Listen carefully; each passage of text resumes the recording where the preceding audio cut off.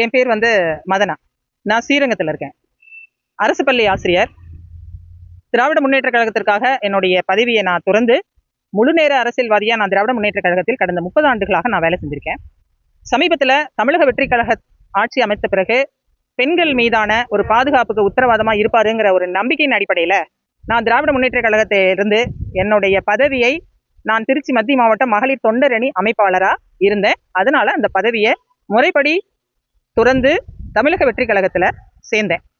இந்த சேர்ந்துட்டேன், தமிழக வெற்றி கழகத்தில் சேர்ந்துட்டேன், திமுக விட்டுட்டு நான் போயிட்டேன் அப்படிங்கிறதுக்காக தமிழகத்தில் பல்வேறு பகுதியில், அதாவது சென்னை தாம்பரத்தை சேர்ந்த ராஜலிங்கம், இந்த ராஜலிங்கம் அப்படிங்கிறவரும், ஐடி விங்கை சேர்ந்த கருத்து கண்ணாயிரம்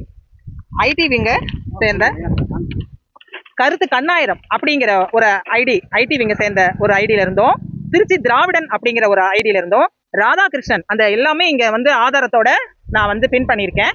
நான் அந்த ஆண்கள் அனைவருமே ஒரு பெண் என்ற காரணத்தினால நான் திருச்சியில எக்ஸ்போர்ட் கம்பெனி ஒன்று வச்சிருந்தேன். அதை மாண்புமிகு நகர்ப்புற அமைச்சராக இருந்தவர் தான் திறந்து வைக்கிறாரு. சட்டமன்ற உறுப்பினர்கள் எல்லாருமே திறந்து வச்சு நான் ஒரு எக்ஸ்போர்ட் கம்பெனி நடத்தினதை காழ்ப்புணர்ச்சினால என் பேர்ல அவதூறு பரப்பணும், நான் எங்க எம்எல்ஏ சீட்டு கேட்டுட்டு முன்னாடி போயிட்டேன்னா என்ன பண்றதுங்கிற ஒரு காழ்ப்புணர்ச்சினால அந்த இடத்துல நான் தவறான தொழில், அதாவது ஸ்பானா என்னன்னு கூட தெரியாத ஒரு ஆசிரியரா இருந்தும் கூட என்ன அந்த மாதிரி நான் வச்சு நடத்தினேங்கிற மிகப்பெரிய ஒரு அவதூறான ஒரு குற்றச்சாட்டை ஏன் முகநூல்ல இருக்கிற போட்டோவையும் போட்டு பப்ளிக்கா ஒரு ஐடியில இருக்கிற 4 ஆண்கள் ஆபாசமான வார்த்தைகளால கடுமையா தாக்கி நான் உளவியல் ரீதியா என்னை துன்புறுத்துறாங்களாமா. அந்த மாதிரியான மிரட்டல்கள், கொலை மிரட்டல் கூட சில பேர் நீங்க இருந்துருவீங்களா, தாவைக்காவுக்கு போயிடுவீங்களா, பாத்துக்கலாம், இப்படி எல்லாம் சொன்னதுனாலதான் நான் தாவைக்கால போய் சேர்ந்தனே. குறித்து நான் சைபர் கிரைம்ல 2 தடவை ஆன்லைன் கம்ப்ளைண்ட் கொடுத்தோம். நேர்ல போய் அவங்க வழக்கு பதிவு செய்யவில்லை. கமிஷனர் ஆபீஸ்ல கமிஷனர்ட்ட நான் கம்ப்ளைண்ட் கொடுக்கறதுக்கு வந்திருக்கேன். 13 வருஷம் அவங்க கட்சிக்காக உழைச்சிருக்கேன். என்ன நான் வெளியில போயிட்டேன் அப்படிங்கிறதுக்காக இவ்வளவு தூரம் ஒரு காழ்ப்புணர்ச்சியில பொய்யான அவதூறுகளை பரப்பாதீர்கள். முடிஞ்சா திருச்சியில நீங்க நிரூபிக்கணும். இல்லைன்னா என் மேல இந்த குற்றச்சாட்டு போட்ட ஒவ்வொருத்தரையும் நான் விடவே மாட்டேன்.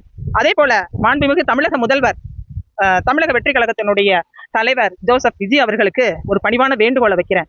உங்களுடைய ஆட்சியில் பெண்களுக்கான பாதுகாப்பை நீங்கள் உறுதிப்படுத்த வேண்டும். நீங்கள் கூறியபடி நீங்கள் பெண்களுக்கான உரிமையை பாதுகாப்புக்கும் குழந்தை நலனுக்கும் நீங்கள் உத்தரவாதம் அளித்தபடியால் நான் திமுகவிலிருந்து உங்கள் கட்சியில் நான் சேர்ந்திருக்கேன். இதற்கான தனியான ஒரு சட்டத்தை நீங்கள் இயற்றி அல்லது தனியான ஒரு குழுவை அமைத்து தமிழ்நாட்டில் பெண்கள் தைரியமாக அரசியலுக்கு வருவதற்கும் சமுதாய பிரச்சனைகளை எதிர்கொள்வதற்குமான ஒரு முன்னோடியாக நீங்கள் ஒரு குழுவை அமைத்து பெண் உரிமையையும் பெண் பாதுகாப்பையும் நீங்கள் உறுதிப்படுத்த வேண்டும் என்று பணிவோடு கேட்டுக்கொள்கிறேன்.